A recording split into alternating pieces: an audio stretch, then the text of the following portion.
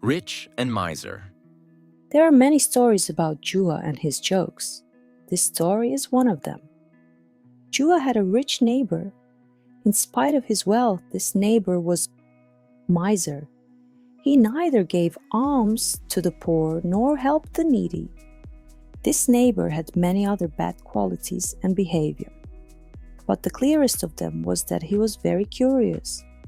This curiosity led him to overhear his neighbor, Juha, in order to know all his secrets. Sometimes he climbed a ladder to look at Juha's house through a small hole. He never felt shame for this. He never stopped this habit. He was a bad example of a wicked neighbor who didn't respect the rights of the neighbor. A clever plan. The intelligent Juha discovered the misdeed of his neighbor, but he pretended to be inattentive. The neighbor didn't feel that Juha knew about his misdeed, which is a reason for hatred and enmity between people. But why did Juha pretend to be inattentive? He intended to severely punish his neighbor for his curiosity. He would give him a lesson that he would never forget. Juha put a clever plan to punish his neighbor. He would seek a suitable chance to carry it out.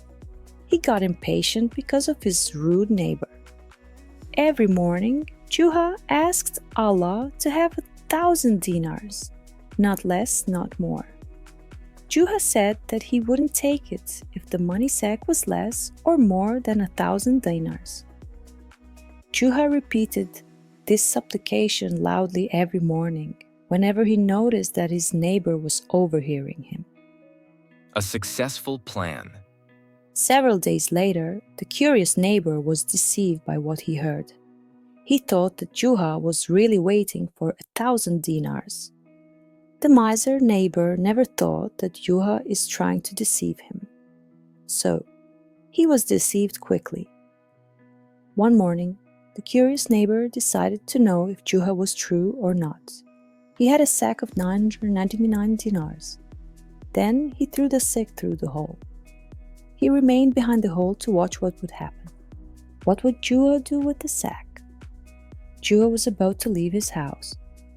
The sack fell down, making a loud sound. He heard it before going out. Joy of success. Juha hurried to his room and knew what his neighbor had done. He was waiting for this and was so happy to see his plan succeed. He saw the money sack on the floor of his room. The curious neighbor was still looking at Juha's house. He was keen to know what would Juha do with the money sack. Juha hurried to the money sack and took it. He was very happy that his plan succeeded.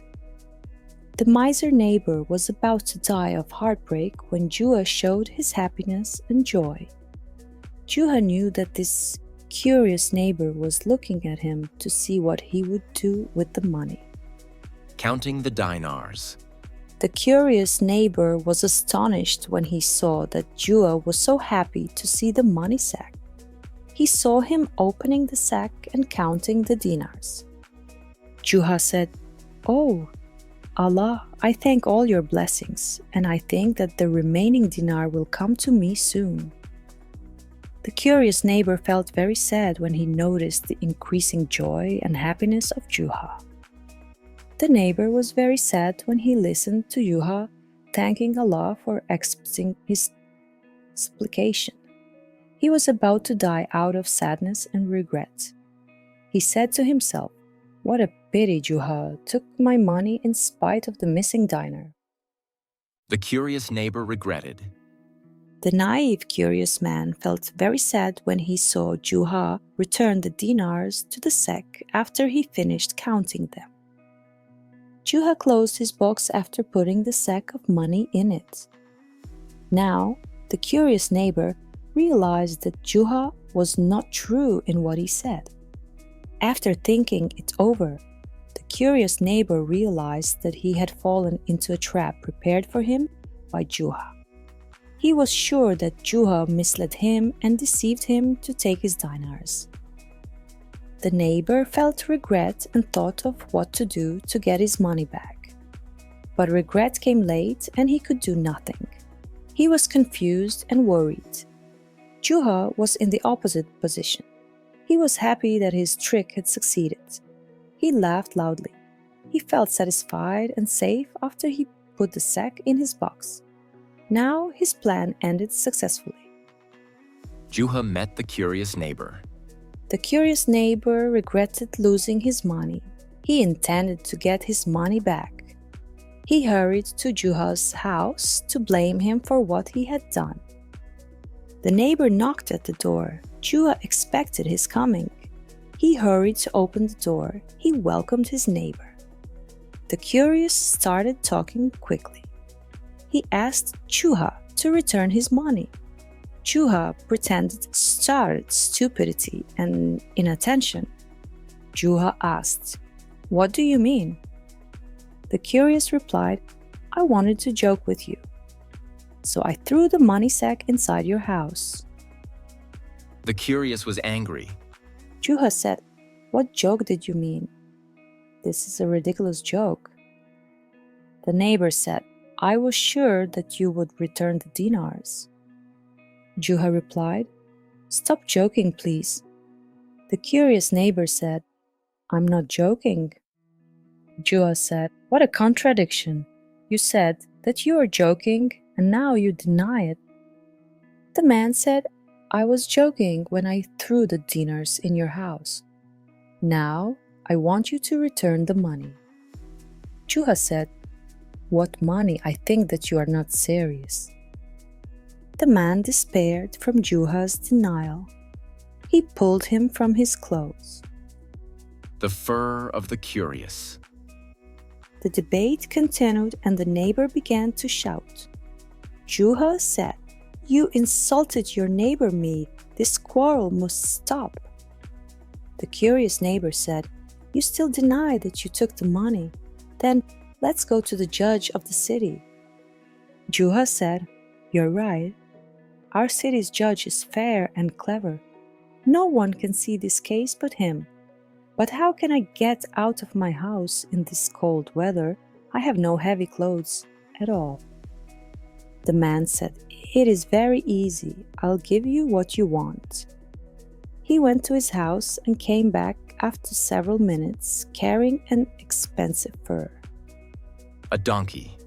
The curious said, "Now you have no excuse. This is my best expensive fur." Juha said, "Thank you very much, my dear neighbor. Now I wouldn't catch a cold." The curious neighbor said, "Let's go to the judge." But Juha remained silent. He didn't reply. The curious neighbor said, "What do you need more than this? I did everything you wanted." Juha said, "What do you say? You forgot that the judge's house is very far. I cannot go on foot. I'm old and weak. You are stubborn and cruel. I have to ride an animal." The curious neighbor replied, "This is very easy. I'll do what you want." He hurried to his house and returned, pulling a strong donkey that would take Juha to the judge's house. On the road. The curious neighbor said, "Is there anything else?" Juha replied, "No, my dear, let's go to the house of the judge." He put on the expensive fur and rode the donkey. Both took their way to the judge's house. Juha was riding the donkey and the neighbor was walking. The road was long and the neighbor was tired of walking, but Juha was riding the donkey and didn't feel any weariness. "Alas," said the curious man to himself, "I have fallen into a trap. I stuck my nose in other people's affairs." All the way long, Juha said to himself, "I hope this curious man took a cruel lesson and stopped being curious from now on." In front of the judge. Juha and his opponent stood in front of the judge. The judge asked about the case. Juha said, "My dear neighbor told me a strange story." The neighbor said, "No, my complaint is clear to all of us." Juha said, His complaint is strange and unclear. No sane person can believe him. In the early morning, he came to tell me a strange news. I doubt his sanity. Can you believe, sir, that he asked me to give him 1,000 dinars he claims that I took from him in the morning? I never met him for several days. I don't know how could he ask me to give him back the money he didn't give to me. I hope that your justice and wisdom will help him to sanity. The curious neighbor got angry. The curious man was angry at what he heard. He also noticed that the judge was listening to Juha with satisfaction.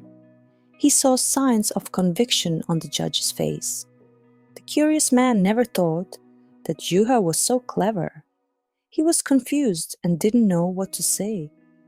He began to shout. The angry man rushed to Juha and pulled him from the fur. He said, "How can you take my money and deny it? I saw you when you hurried to the sack of dinars. You counted the money, put the 999 dinars back in the sack, and you put the sack in your box and closed it with the key." The curious neighbor was embarrassed. Juha pretended to be surprised by what he heard. He looked to the judge and said, "I don't know how could he see me or listen to me. This means that he spied on me or overheard me. Both are big crimes. How can a neighbor overhear or spy on his neighbor?" The judge said, "Spying is a crime.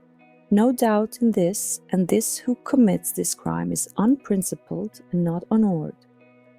Juha said, "The sum of this matter is that I asked Allah to send me a good livelihood. Allah sent me a lot of money. This man is envious and he wants to take my money. He is known for stinginess. If he saw a poor man dying of hunger, he wouldn't give him half a loaf." Juha's cleverness. Juha added, "How can any sane person believe him?" The curious man said, "How can you reverse the truth? You denied that you took my money." Juha looked at the judge and said, "It is normal that such a man had many false accusations against me. He also claims that he is the owner of this expensive fur." The curious man shouted, "Yes, of course it is mine and you borrowed it." Juha pretended that he was angry and said, "You're mad. You might also say that this donkey is yours." The neighbor said, "No doubt you don't dare to deny." The judge's verdict. The judge was angry at what he heard. He was sure that the neighbor of Juha was mad or a liar. He had no doubt that Juha was faithful. He decided that this neighbor was not telling the truth. The judge looked at the stingy neighbor and said, "Don't you feel ashamed? How can you accuse your decent neighbor falsely and slanderously?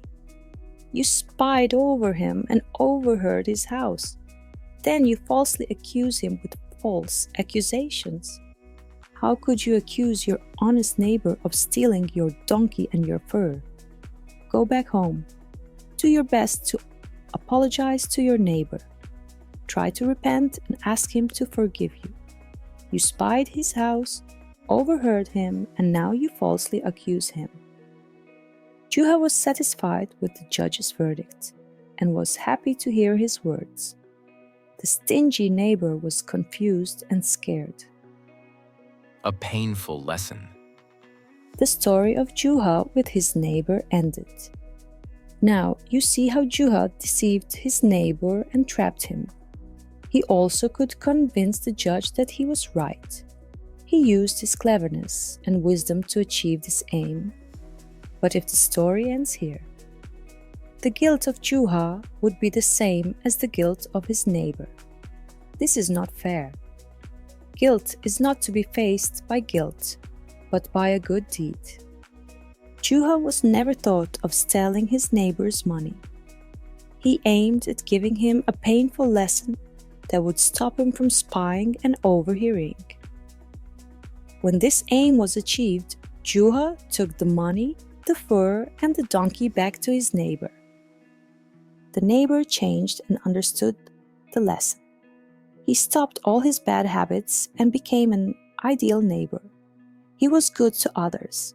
He gave alms to the poor and helped the needy. This neighbor never forgot the favor of Juha, who returned his treasure, his fur, and his donkey.